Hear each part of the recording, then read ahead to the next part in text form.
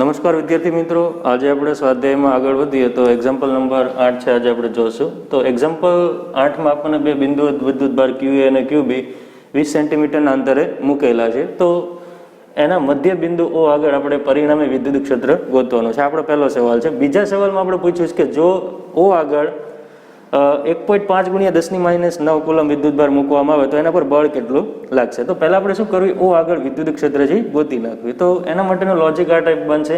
બે બિંદુઓ વિદ્યુતભાર છે QA અને QB. ઓકે, તો વિદ્યુતભાર QA ને કારણે વિદ્યુત ક્ષેત્ર ગણશું, વિદ્યુતભાર QB ને કારણે વિદ્યુત ક્ષેત્ર ગણશું, પછી બેનું સદી સરવાળો કરશું એટલે આપણને કુલ વિદ્યુત ક્ષેત્ર મળી જશે. તો પહેલાં આપણે A ને કારણે ગણવી વિદ્યુતભાર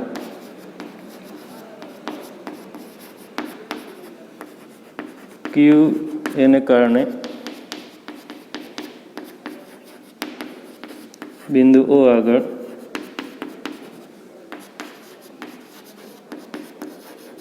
વિદ્યુત ક્ષેત્ર. તો બિંદુવત વિદ્યુતભાર માટે સૂત્ર આપણને ખબર છે, E = ઓકે એને કારણે છે એટલા માટે એને આપણે E કહી દઈશું, KQ/R², KQA/ R એટલે શું દર્શાવશે, અંતર. તો A થી O નું અંતર કેટલું થશે, મધ્ય બિંદુ છે એટલે R/2, તો થશે R/2 એનો સ્ક્વેર. ઓકે, એમાં કિંમત મૂકવી આપણે બધી. તેથી E = K એટલે 9 × 10⁹, QA 3 માઇક્રોકુલમ, 3 × 10⁻6 છેદમાં R/2 એટલે કે 20 સેન્ટીમીટર છે ને અડધા 10 સેન્ટીમીટર એટલે આ થશે 10 × 10⁻2 એનો સ્ક્વેર.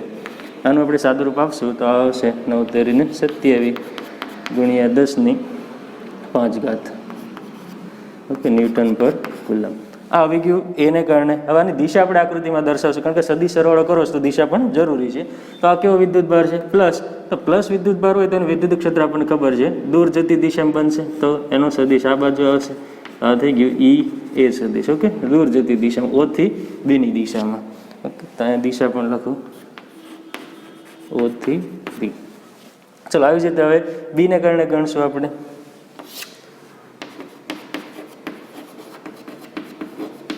વિદ્યુતભાર QB ને કારણે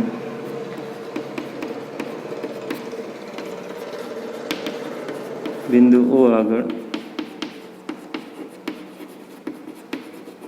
વિદ્યુત ક્ષેત્ર. એને આપણે કહી દેવી EB = K QB/ અંતર એનું પણ R/2 એનો સ્ક્વેર. એટલે આ થઈ ગયું EB = 9 × 10⁹.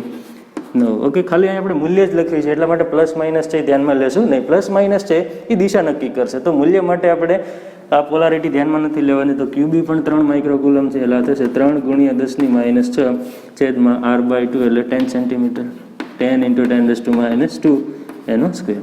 આનું સાદુરૂપ આપશું તો આ પણ થશે 9 × 27 × 10⁵ ન્યૂટન પર કુલમ. ઓકે, હવે આની દિશા આપણે ચેક કરવી. તો આ કેવો વિદ્યુતભાર છે, ઋણ વિદ્યુતભાર. તો ઋણ વિદ્યુતભાર છે એનું વિદ્યુત ક્ષેત્રની દિશા ખ્યાલ છે, એની તરફ બનાવશે. તો O આગળ EB ની દિશા B તરફ બનશે એટલે આ થઈ ગયો EB સદિશ. તો E પણ O થી B છે, તો બંને સેમ દિશામાં છે. તો આનો જ્યારે સદિશ સરવાળો કરશો તો એક જ દિશામાં હોય ત્યારે એના મૂલ્યનો શું થશે, સરવાળો થશે. તો પરિણામી વિદ્યુત ક્ષેત્ર ગોતી નાખીએ આપણે. બિંદુ O આગળ કુલ વિદ્યુત ક્ષેત્ર એને આપણે કહી દેવી E. તો બંનેનો શું થશે, સરવાળો એક જ દિશામાં છે, EA + EB એટલે કે થઈ ગયું 27 × 10⁻5 પ્લસ 27 પ્લસ માઇનસ 5 પ્લસ 5 27 × 10⁵ એટલે 27 54 થશે, 54 × 10⁵ એટલે કે 5.4 × 10⁶ ન્યૂટન પર કુલમ. ઓકે, તો આવી ગયું O આગળ કુલ વિદ્યુત ક્ષેત્ર. હવે બીજો સવાલ આપણે કરશું B. તો બીમાં જોશું તો O આગળ એક Q વિદ્યુતભાર છે મૂકે છે. હવે O આગળ વિદ્યુત ક્ષેત્ર આપણને ખબર પડી ગયું છે E. તો આપણને ખ્યાલ છે E જેટલા વિદ્યુત ક્ષેત્ર આગળ જો Q વિદ્યુતભાર મૂકશું તો એના પર લાગતું બળ આપણને ખ્યાલ છે. ઓકે, તો વિદ્યુતભાર Q પર લાગતું બળ કેટલું લાગશે તો કે F is equal to q into E જેટલું. ઓકે, ઈ જેટલું વિદ્યુત ક્ષેત્ર અહીં આવી ગયું છે, ત્યાં ક્યુ વિદ્યુત ભાર આપણે મૂકવાનો છે, તો બળ આટલું લાગશે ક્યુ ઇન્ટુ ઈ જેટલું. આમાં કિંમત મૂકી દેવી, ક્યુ એટલે 1.5 ગુણ્યા 10⁻9 અને ઈ આપણને મળ્યું 5.4 ગુણ્યા 10⁶ આપી એનું સાદુરૂપ એટલે આવશે 8.1 ગુણ્યા 10⁻³ ન્યૂટન. ઓકે, આવી ગયું મૂલ્ય. ઓકે, આમાં દિશા પણ આપણે લખી નાખશું. આ જે વિદ્યુત ક્ષેત્ર છે એ કઈ બાજુ આવશે તો બંને વિદ્યુત ક્ષેત્ર ઓ થી બી, તો પરિણામી પણ ક્યાંથી ક્યાં આવશે? ઓ થી બી ની દિશામાં. ઓકે, આ બળની વાત કરવી તો જે બાજુ વિદ્યુત ક્ષેત્ર છે એ બાજુ બળ લાગશે, કારણ કે કેવો વિદ્યુત ભાર છે? ધન વિદ્યુત ભાર. ધન વિદ્યુત ભાર તરફ એફ અને ઈ બે કેવા હોય? એક દિશામાં, તો બળ પણ ઓ થી બી ની દિશામાં. ઓકે, જો ઋણ વિદ્યુત ભાર આપ્યું હોય તો વિદ્યુત ક્ષેત્રની વિરુદ્ધ દિશામાં બળ લાગશે. ઓકે, તો ચલો 8મું એક્ઝામ્પલ પૂરું. એની પછી એક્ઝામ્પલ નંબર 9 જુઓ, તો એમાં પણ આપણને એક વિદ્યુતભારી તંત્ર આપ્યું છે ક્યુ એ અને ક્યુ બી. ક્યુ એ છે એ બિંદુ આગળ મૂક્યો છે, એના યામ આપણને આપ્યા છે 0,0,-15, બીના યામ આપ્યા છે 0,0,15. ઓકે, તો આ રીતે ક્યુ એ અને ક્યુ બી થી બનતું એક તંત્ર આપણને આપ્યું છે. તો આ તંત્રનો કુલ વિદ્યુત ભાર ગણવાનો છે. બેના મૂલ્ય આપણને આપ્યા છે. તો પહેલો આપણે સવાલ કરવી, તંત્રનો કુલ વિદ્યુત ભાર. તંત્રનો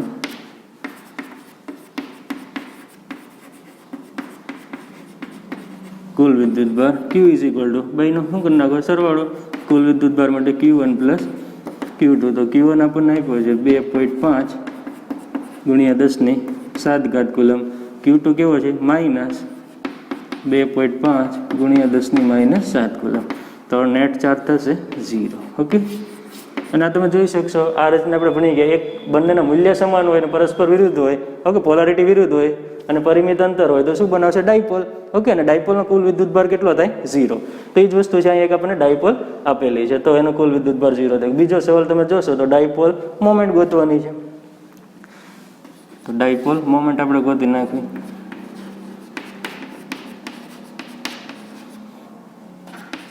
એનું સૂત્ર ખબર છે આપણને, dipole moment P is equal two થશે Q ઇન્ટુ 2A. 2A શું દર્શાવે છે? બંને વિદ્યુત ભાર વચ્ચેનું અંતર દર્શાવે છે. ઓકે, અંતર.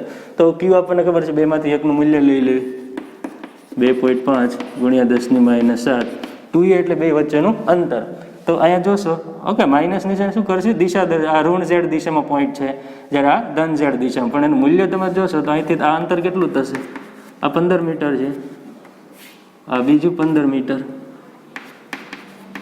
એટલે બંને વિદ્યુત ભાર વચ્ચેનું અંતર થયું 30 મીટર ઇન્ટુ 30. ઓકે, આનું સાદુરૂપ આપી દેવેલા થશે 25 ઇન્ટુ 3 10⁻7, 25 તેરી 75 ગુણ્યા 10⁻7, એક ગુણી નાખી એટલે 7.5 ગુણ્યા 10⁻6. ડાયપોલ મોમેન્ટ એકમ થશે coulomb into metre. Coulomb into metre. Okay, આવી ગયો બીજો સવાલ. ચલો એની પછી એક્ઝામ્પલ નંબર 10, એક્ઝામ્પલ નંબર 9 પૂરો. એક્ઝામ્પલ નંબર 10 છે, એમાં આપણે જોશું તો એક સમાન વિદ્યુત ક્ષેત્ર આપણને આપ્યું છે 5 ગુણ્યા 10⁻4. એમાં એક ડાયપોલ છે એ મૂકેલી છે, જેની ડાયપોલ મોમેન્ટ આપણને આપી છે 4 ગુણ્યા 10⁻9. અને કેટલાના ખૂણે મૂકેલી છે? 30 ડિગ્રીના ખૂણે. તો ડાયપોલ ઉપર લાગતું ટોર્ક છે એ કેટલું હશે? તો ટોર્ક આપણે ગણવાનું છે. તો ટોર્કનું સૂત્ર આપણને ખ્યાલ છે, torque tau is equal to PE sin θ. Okay, ટોર્કનું સૂત્ર PE sin θ મૂકવું, એમાં કિંમત. તો ડાયપોલ મોમેન્ટ આપણને આપી છે 4 ગુણ્યા 10⁻9.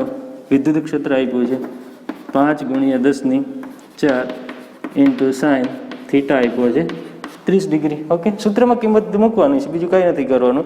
તો આનું સાદુરૂપ આપી તો 4 5 આ થઈ ગયું 20, આ વચ્ચે 10⁻5. સાઇન 30ની કિંમત થશે 1/2. તો 20/2 એટલે આ થઈ ગયું 10, 10⁻5. ઓકે, આ 10ની 1 કહેવાશે એટલે 10⁻4. ટોર્કનો એકમ થશે ન્યૂટન ઇન્ટુ મીટર. તો આટલું ટોર્ક છે આ ડાયપોલ ઉપર લાગશે, એ જેટલા સમાન વિદ્યુત ક્ષેત્રમાં થીટા કોણે મૂકતા. ઓકે, ઓકે વિદ્યાર્થી મિત્રો, એના પછી એક્ઝામ્પલ નંબર 11 છે જોઈએ આપણે. તો એક્ઝામ્પલ નંબર 11માં ઊનનો ટુકડો અને પોલિથીનનો ટુકડો છે એકબીજાને સાથે ઘર્ષણ કરવામાં આવે છે, ઘસવામાં આવે છે. તો પોલિથીનનો ટુકડો 3 × 10⁻7 કુલમ જેટલો ઋણ વિદ્યુતભાર પ્રાપ્ત કરે છે. તો આ પ્રક્રિયા દરમિયાન કેટલા ઇલેક્ટ્રોન છે ટ્રાન્સફર થશે એ આપણે કહેવાનું છે. તો આપણને ખબર છે Q = Ne. Okay, Q = Ne હોય છે. તો આમાં N છે ઇલેક્ટ્રોનની સંખ્યા દર્શાવે છે, તેથી N = થશે Q/E. ક્યુની કિંમત મૂકવી. ક્યુ એ આપણને આપ્યું છે 3 × 10⁻7, E એટલે 1.6 × 10⁻19. તો આનું સાદુરૂપ આપણે આપશું તો આમાં નિયર અબાઉટ આપણે ઇલેક્ટ્રોનની સંખ્યા મળશે 2 × 10⁻12 ઇલેક્ટ્રોન. ઓકે, આટલા ઇલેક્ટ્રોન છે એ ટ્રાન્સફર થશે આ ઘર્ષણની પ્રક્રિયા. હવે ક્યાંથી ક્યાં ટ્રાન્સફર થશે? તો પોલિથીનનો ટુકડો છે કેવો આવે છે? ઋણ વિદ્યુત ભરિત. કોઈ પણ પદાર્થ ઋણ વિદ્યુત ભરિત ક્યારે બનશે? જ્યારે ઇલેક્ટ્રોન મેળવે ત્યારે. એનો મતલબ ઊને શું કર્યું? ઇલેક્ટ્રોન ગુમાવ્યા હોય. તો એનો મતલબ ઇલેક્ટ્રોન છે એ ઊનથી પોલિથીન તરફ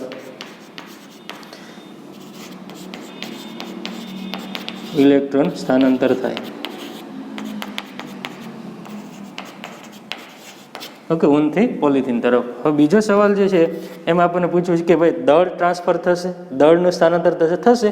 કારણ કે એક ઇલેક્ટ્રોન છે, ઇલેક્ટ્રોન આગળ વિદ્યુતભાર છે, તો જેટલા ઇલેક્ટ્રોન ટ્રાન્સફર થશે એટલું દળ પણ ટ્રાન્સફર થશે. એટલે કે પોલિથીન ઇલેક્ટ્રોન મેળવે છે તો એનું દળ વધશે અને ઊનનું દળ શું થશે? ઘટશે. આનું દળ વધશે અને આનું દળ ઘટશે. તો કેટલું? તો આમાં એ સવાલ પૂછ્યો. હા, આપણે કહેશું ઇલેક્ટ્રોન ટ્રાન્સફર થશે, તો કે યસ ઇલેક્ટ્રોન ટ્રાન્સફર થશે. તો કેટલું દળ ટ્રાન્સફર થશે? કેટલું દળ ટ્રાન્સફર થશે? તો M = એક ઇલેક્ટ્રોનનું દળ કેટલું હશે? Me. હવે કેટલા ઇલેક્ટ્રોન ટ્રાન્સફર થયા? N. તો N × Me જેટલું દળ ટ્રાન્સફર થશે. તો M = N આપણે ગણ્યું 2 × 10⁻12. એક ઇલેક્ટ્રોનનું દળ આપણને ખ્યાલ છે 9.1 × 10⁻31. આનું સાદુરૂપ આપણે આપશું તો રાઉન્ડ ઓફ નિયર અબાઉટ આવશે 9 × 18 × 10⁻, આ થઈ જશે 19 1 એટલે 1.8 × 10⁻18 કિલોગ્રામ. ઓકે, આટલું દળ છે ટ્રાન્સફર થશે. ચલો વિદ્યાર્થી મિત્રો, એના પછી એક્ઝામ્પલ નંબર 13 છે જુઓ. તો એક્ઝામ્પલ નંબર 13માં આપણને 3 સમાન ગોળ આપ્યા છે, A, B અને C. A અને B આગળ શરૂઆતમાં વિદ્યુતભાર કેટલો છે? 6.5 × 10⁻7 કુલમ અને બંનેને 50 સેન્ટીમીટરના અંતરે મૂકેલો છે. ત્રણેય સમાન ગોળા છે. ઓકે, હવે C છે એની આગળ શરૂઆતમાં કોઈ વિદ્યુતભાર છે નહીં, અત્યારે તટસ્થ છે. અને A અને B ને 50 સેન્ટીમીટરના અંતરે રાખેલા છે. હવે આમાં એક પ્રક્રિયા કરવામાં આવે. શું પ્રક્રિયા થાય છે કે A જે છે એને પહેલા C સાથે સંપર્કમાં લાવવામાં આવે છે. ગોળા C સાથે સંપર્કમાં લાવી પછી એને છૂટો કરવાનો છે. તો શું થશે? આપણે જોયું હતું કે કોઈ પણ બે ગોળા છે, વાહક ગોળા, એને તમે સંપર્કમાં લાવશો ત્યારે એકબીજા ઉપર શું થશે? વિદ્યુતભારની આપ-લે થશે, એટલે કે વિદ્યુતભારની વહેંચણી થશે. તો આપણે જોયું કઈ રીતે વહેંચણી થશે. તો સવાલ આવો છે, A ને C સાથે સંપર્કમાં લાવે છે, પછી B ને C સાથે સંપર્કમાં લાવે છે, પછી પાછું A અને B ને 50 સેન્ટીમીટરના અંતરે મૂકવામાં આવે છે. તો હવે કેટલું બળ લાગશે એવો આપણને સવાલ પૂછ્યો છે. તો આપણે પહેલાં વિદ્યુતભાર ગણવો પડશે. સંપર્ક પ્રક્રિયાથી કેટલો વિદ્યુતભાર આવશે? તો પહેલાં A અને C ને સંપર્કમાં લાવશું. તો સંપર્ક બાદ બે ઉપર વિદ્યુતભાર આપણે ગણવાનો છે. ઓકે, આ સંપર્કમાં લે અને આ સંપર્ક બાદ. તો આપણને ખબર છે સમાન ગોળા હોય ત્યારે વિદ્યુતભારની વહેંચણી કેવી થશે? Q1 + Q2/2.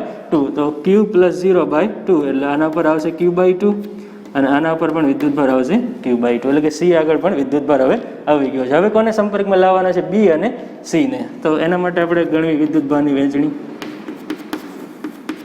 ગોળા B ને ગોળા C સાથે સંપર્કમાં લાવતા. આ B ગોળો અને C ગોળો આ સંપર્કમાં, અને પછી ત્યારબાદ બેને છૂટા કરી દેશું. તો આની આગળ વિદ્યુતભાર છે Q, આની આગળ વિદ્યુતભાર આવી ગયો છે Q/2. તો હવે વિદ્યુતભારની વહેંચણી કઈ રીતે થશે? બે આગળ સમાન વિદ્યુતભાર આવશે Q1 + Q2/2. આ થઈ ગયો B અને આ થઈ ગયો C.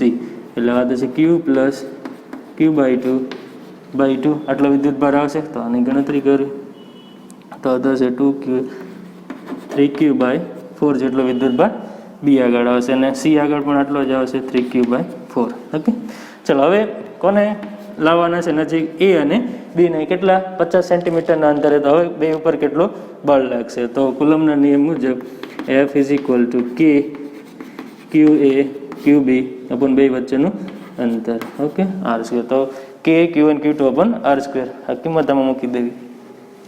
તેથી આ થશે એફ ઇઝ ઇક્વલ ટુ કે એટલે 9 ગુણ્યા 10 ની 9. ઓકે, ક્યુ એ હવે સંપર્ક બાદ એને આગળ કેટલો વિદ્યુત ભાર થઈ ગયો છે ક્યુ બાય 2. અહીં લખશું ક્યુ બાય 2. બી આગળ કેટલો વિદ્યુત ભાર થઈ ગયો છે 3 ક્યુ બાય 4 છેદમાં બે વચ્ચેનું અંતર આપણને આપ્યું છે 50 સેન્ટીમીટર. 50 સેન્ટીમીટર અંતરે રાખવાના છે સંપર્ક બાદ પણ 10⁻² હોલ સ્ક્વેર. ઓકે, આનું સાદુરૂપ આપશો તો 4 દૂને 8 એટલે થશે 9 ગુણ્યા 10 ની 9 આ 3. ઓકે, ક્યુ ઇન્ટુ ક્યુ એટલે ક્યુ સ્ક્વેર થઈ જશે. તો ક્યુ આપણને આપ્યો છે, ક્યુનું મૂલ્ય કેટલું લેવાનું છે 6.5. તો અહીં મૂકી દેવી 6.5 ગુણ્યા 10 ની -7 એનો સ્ક્વેર છેદમાં 4 દૂને 8 નીચે આવી જશે અને આ થશે 50 ગુણ્યા 10 ની -2 એનો સ્ક્વેર. ઓકે, આનું સાદુરૂપ તમે આનો જવાબ આપણને મળશે 5.7 ગુણ્યા 10 ની -3. અને કેવા પ્રકારનો હશે તમે ચેક કરશો. બંને જે છે ઓકે, આઈ કેવો છે પ્લસ અને આઈ કેવો છે પ્લસ. પ્લસ પ્લસ હોય તો બંને વચ્ચે કેવું લાગશે અપાકર્ષી. બળનો પ્રકાર હશે અપાકર્ષી. ઓકે, ચલો એની પછી વિદ્યાર્થી મિત્રો એક્ઝામ્પલ નંબર 14 છે. એમાં એક આકૃતિ આપણને આપી છે. ઓકે, એટલે ધન વિદ્યુત ભાર ને ઋણ વિદ્યુત ભાર આ રીતે ગોઠવેલા છે અને એ બંને બે પ્લેટ આપી છે ધન અને ઋણ. એની વચ્ચે 3 વિદ્યુત ભારિત કણો છે ગતિ કરે છે. તો ગતિ કરે છે તો એનો ગતિમાર્ગ તમે જોશો તો એ શું થાય છે વિચલિત થાય છે. એનો ગતિમાર્ગ છે બદલાય છે. તો કણોના પ્રકાર છે આપણે કહેવાના છે. કયો આ કણ 1 નંબરનો કણ છે કેવો હશે. તો તમે જોશો તો 1 નંબરનો કણ છે કોઈ એનું ડિફ્લેક્શન કોની તરફ એનો જે ગતિમાર્ગ બદલાણો એટલે કે એને સ્થાનાંતર થઈ કઈ બાજુ થયું પ્લસ તરફ. ઓકે, આકર્ષણ. તો પ્લસ તરફ કોણ આકર્ષાય ઋણ. એનો મતલબ આ જે 1 નંબરનો કણ છે એ કેવો હોવો જોઈએ ઋણ વિદ્યુત ભારિત. 2 નંબરનો કણ પણ પ્લસ તરફ ગયો તો આ પણ કેવું હોવું જોઈએ ઋણ વિદ્યુત ભારિત કણ હોવો જોઈએ. 3 નંબરનો કણ કોની તરફ ગયો માઇનસ તરફ. તો આ જે છે કેવો હશે ધન વિદ્યુત ભારિત. ઓકે, તો 3 કણ છે એના વિદ્યુત ભારનો પ્રકાર આપણે કહેવાનો હતો. ચલો, આમાં એક બીજો સવાલ પણ પૂછ્યો છે. વિદ્યુત ભાર અને દળનો ગુણોત્તર કોના માટે મહત્તમ હશે. ઓકે, ક્યુ બાય એમ ગોતવાનો મેક્સિમમ કયા કણ માટે મહત્તમ હશે. તો આના માટે શું ચેક કરવાનું છે કોનું સ્થાનાંતર કોનો માર્ગ સૌથી વધારે વિચલિત થાય છે. જેનો માર્ગ સૌથી વધારે વિચલિત થાય એ કણ માટે ક્યુ બાય એમ મેક્સિમમ હશે. ઓકે, તો આના માટે બધા માટે થીટા ચેક કરવી અહીંથી કરી દે. તો કોના માટે થીટા છે મેક્સિમમ આવે છે. તો 3 નંબરના કણ માટે થીટા છે સૌથી વધારે એટલે વિચલન સૌથી વધારે છે. તો ક્યુ બાય એમ એટલે કે વિદ્યુત ભાર અને દળનો ગુણોત્તર મહત્તમ કયા કણ માટે હશે કણ નંબર 3. ઓકે, તો આ બે સવાલોમાં આપણને પૂછ્યા હતા. ચલો, એની પછી 15 નંબરનું એક્ઝામ્પલ જોવો. તો 15 નંબરના એક્ઝામ્પલમાં આપણને વિદ્યુત ક્ષેત્ર આપ્યું છે 3 ગુણ્યા 10 ની 3 ઘાત. આઈ કેપ એટલે કઈ દિશામાં થયું એક્સ દિશામાં. તો વિદ્યુત ક્ષેત્ર પણ આપણને આપ્યું છે એક્સ દિશામાં. તો આ વિદ્યુત ક્ષેત્રને કારણે એક ચોરસ સમતલ આપણને આપ્યું છે જેની લંબાઈ આપણને આપી છે 10 સેન્ટીમીટર આ ચોરસની. તો આની સાથે સંકળાયેલું ફ્લક્સ છે આપણે ગણવાનું છે. બે પરિસ્થિતિમાં ગણવાનું છે. એકવાર આ જે ચોરસ સમતલ છે એ YZ સમતલને સમાંતર હોય. કઈ રીતે મૂકેલું છે YZ સમતલને સમાંતર આ રીતે. તો એનો ક્ષેત્ર સદિશ છે YZ સમતલને સમાંતર હશે ત્યારે એનો ક્ષેત્ર સદિશ કઈ બાજુ આવશે એક્સ દિશામાં. કારણ કે ક્ષેત્ર સદિશ હંમેશા સપાટીને લંબ હશે તો એક્સ દિશામાં આવશે. તો બંને વચ્ચેનો જે ખૂણો છે ઈ અને એ વચ્ચેનો ખૂણો બે એકબીજાને સમાંતર થશે એટલા માટે થીટા કેટલો થશે 0 ડિગ્રી. તો જ્યારે થીટા ઇક્વલ ટુ 0 હોય ત્યારે ફ્લક્સ ગોતવાનો છે. પછી બીજો સવાલ શું પૂછ્યો છે ઈ અને એ વચ્ચેનો ખૂણો આપણને આપી દીધો છે 60 ડિગ્રી ત્યારે કેટલું ફ્લક્સ આવશે. તો ફ્લક્સનું સૂત્ર આપણને ખબર છે flux phi is equal to આ થશે E A cos theta. Okay, આ સૂત્રનો ઉપયોગ કરી આપણે ફ્લક્સ ગણી શકશું વિદ્યુત flux E A cos theta. તો આમાં કિંમત બધી મૂકવી. તેથી E is equal to okay E આપણને આપ્યું છે 3 ગુણ્યા 10 ની 3 એ એટલે ક્ષેત્રફળ. ઓકે, તો આ સપાટીનો આકાર આપણને આપ્યો ચોરસ અને લંબાઈ છે એટલે L². તો L આપણને આપ્યું છે 10 સેન્ટીમીટર 10⁻² એનો સ્ક્વેર ઇન્ટુ કોસ થીટા કેટલો લેવાનો છે 0 ડિગ્રી. ઓકે, તો આનું સાદુરૂપ આપી દઈએ આપણે. તો આ થશે 3 ગુણ્યા 10 ની 3 આ 10⁻⁻1 એનો સ્ક્વેર એટલે આ થશે 10⁻². એટલે આ થઈ ગયું 3 ગુણ્યા 10⁻1 એટલે કે 30 એકમ થશે ન્યૂટન મીટર સ્ક્વેર પર કુલમ. આટલું વિદ્યુત ફ્લક્સ છે આવશે જ્યારે સમતલ છે વાયઝેડ સમતલને સમાંતર હોય. આપણું જે સમતલ આપેલું ચોરસનું સમતલ છે. ચલો એની પછી બીજો સવાલ છે, એમાં ખાલી થીટા ચેન્જ કરવાનો છે, બીજું કાંઈ નથી કરવાનું. ઓકે, 60 ડિગ્રી છે, 0 ડિગ્રીની જગ્યાએ શું લખવાનું છે? 60 ડિગ્રી. તો આમાં ફ્લક્સ આવશે E is equal two E cos theta. E એટલે 3 ગુણ્યા 10⁻3 10⁻²નો સ્ક્વેર ઇન્ટુ કોસ 60 ડિગ્રી. તો આનું સાદુરૂપ 3 ગુણ્યા 10⁻3 આ 10⁻². કોસ 60 થશે 1/2. ઓકે, એટલે આ થશે 30 એટલે 15 ન્યૂટન પર કુલમ, ન્યૂટન મીટર સ્ક્વેર પર કુલમ. ઓકે, આટલું વિદ્યુત ફ્લક્સ આવશે.